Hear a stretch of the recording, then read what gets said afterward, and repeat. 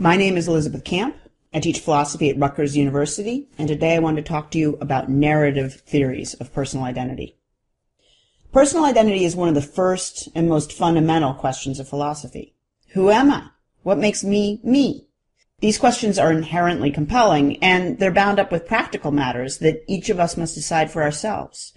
But when philosophers turn to the question, their answers often feel disappointingly abstract. They typically approach personal identity as a special case of a more general topic in metaphysics, by asking, what are the conditions on the preservation and annihilation of this entity?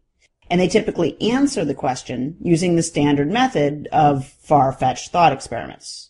So, let's imagine a woman, Aletha. She was born in El Paso, let's say, works at a pharmaceutical company, likes spicy food, and kickboxes for fun. Now, let's ask, if her body were annihilated and a molecule-for-molecule replica was simultaneously created on Mars, would it still be her? Not just someone fitting the same description, but her? Now imagine that all of her memories and desires were switched with the Queen of England's. Which one would be her? What if the two hemispheres of her brain were transplanted into the skulls of two cadavers? Who would she be? These are interesting questions. But the leading views of personal identity, that I am my body and that I am a thread of overlapping psychological states, have a hard time coming up with consistent explanations of all these cases.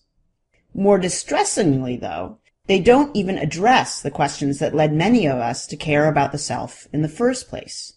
The kinds of features they propose for what makes me, me, are basically the same as what makes Aletha, Aletha, and what makes you, you.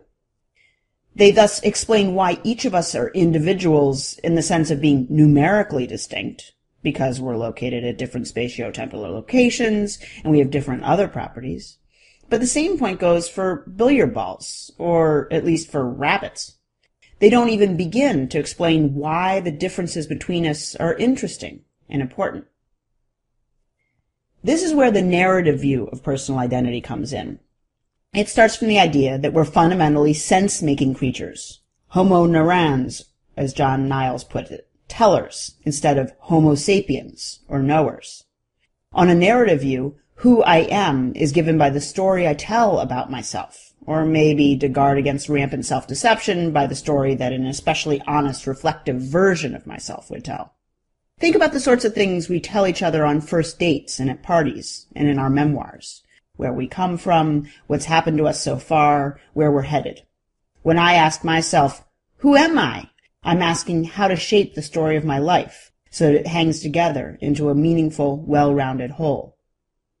Because the narrative view treats selves as constructed out of a multitude of remembered details and plans, it explains our sense that some actions and features are deeply part of us, while others are accidents. Say, that Aletha's love of science is central to her identity, while working at Big Pharma is just a way to pay the rent.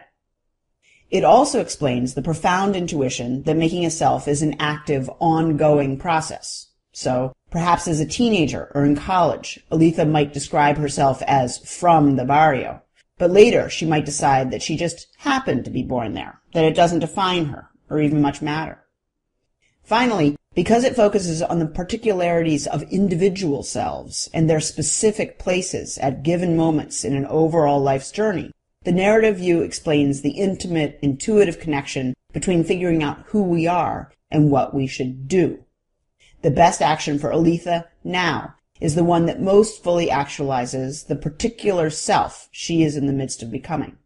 Maybe this means going back to graduate school. Maybe it means starting a nonprofit. Maybe it means saving up to buy a house. Only she can decide, and different decisions may set her off on very different paths, producing later selves with incompatible interests and values. Given how explanatorily rich it is, it shouldn't be surprising that the narrative view has been endorsed by a wide range of philosophers, psychologists, anthropologists, historians, and literary critics. However, there's a problem. What the narrative view really explains is the identity and significance of lives, not the identity and significance of selves. What is the problem? Well, the most basic feature of a narrative, as Aristotle tells us, is that it has a beginning, a middle, and an end. Narrative structure is teleological. events in the narrative hang together and gain their significance because of their relation to the story's end, and helping to bring it about, stymieing its culmination, and so on. But because the narrative view defines a self in terms of the narrative it's embedded within, it ends up holding the meaning and the value of that self hostage to the story's end. One problem is that many lives, maybe even most, end at inopportune times, either cut short too early or dragging on after their main work is done. Intuitively, we don't want to say that these narratively uncompelling ends render the selves who lived those lives less worthwhile in retrospect. Further, someone like Aletha might have a rich, robust, morally praiseworthy self, even if she lacks any grand life story to tell. She might have always known she'd be a scientist. She might have just stumbled into close friendships and cool hobbies, helped lots of people, and have a deeply ingrained sense of spiritual peace all along. These are all qualities that make for a good self, but they might not add up to the specific beginning, middle, end temporal structure that makes for a good story. The model of the self-made man waging his way through the world on a quest to discover and actualize his truest being is a compelling one, but it is also peculiarly Western and romantic. It shouldn't serve as the standard for defining and evaluating personhood in general. Given these problems, the natural question to ask is whether some other alternative might explain the significance and constructedness of particular selves in a way that the standard philosophical views of personal identity don't even pretend to do. Here, I think a different literary trope suggests itself, the self as a character. Much as on the narrative view, the character view holds that when we construct our own selves and interpret those of others, we look for more than a pile of qualities. We try to make that nexus of behaviors, habits, commitments, and memories hang together into a comprehensible whole, a coherent texture of being, as Iris Murdoch says. Achieving such coherence of character can be a deep, ongoing challenge. Nietzsche calls it a great and rare art.